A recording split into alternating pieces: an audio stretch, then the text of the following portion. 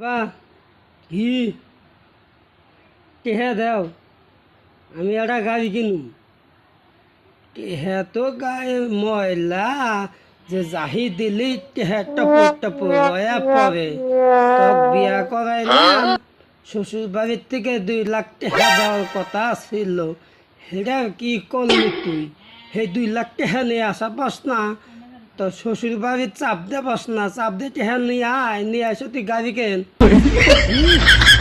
তুমি তো দেখছাও খালি মাইসের টাকার প্রতি লোভ। আমার বাপের কি নাই, তোমার কি নাই? এই যে তোর সম্পদগুলো যে আছে, আমার কি আর ভাই বোন কিছু আছে? এগুলা তো সব তো আমার নাকি? আমি কে মাসের টাকা লোভ করবো? আমি কে মাসের টাকা এনে গাড়ি কিনবো? হ্যাঁ, আর তুমি তো আমাকে শেষ করে ফেলাইলা। এই মাসের টেহা 2 দিন পর মাসের টেহা খোটা দাও, এগুলা তো আমার শ্বশুরবাড়িতে শোনে, আমার কি মান সম্মান থাকবো? আমি যে শ্বশুরবাড়ি যামু, মাসে যদি এগুলা শোনে, আমার কি মান সম্মান থাকবো? মান সম্মান কী করবো?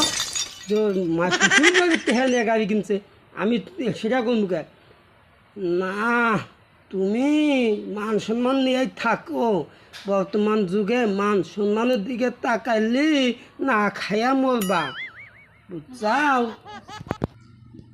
না খায়া মরবো না। তুমি যে এভাবে কইতেছাও, তোমার মাথায় তো দুঃখ জ্ঞান বুদ্ধি কিচ্ছু নাই। তুমি যে বুঝা হয়েছে, এমনিতে বুঝা হয়েছে, তোমার জ্ঞান বুদ্ধি আক্কেল কিচ্ছু নাই। না, আমার আক্কেল নাই। আসলেই তো তোমার আক্কেল নাই, তুমি কি বোঝো না?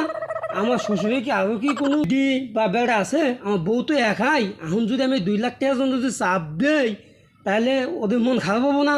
বাদ ভাই জমি এগুলো করবো কি? বৈশা বৈশা বেশ পর এক মধ্যে খাইবো। তুমি কি চাও যে আমি কোটিপতি থেকে ফুটিপতি হই?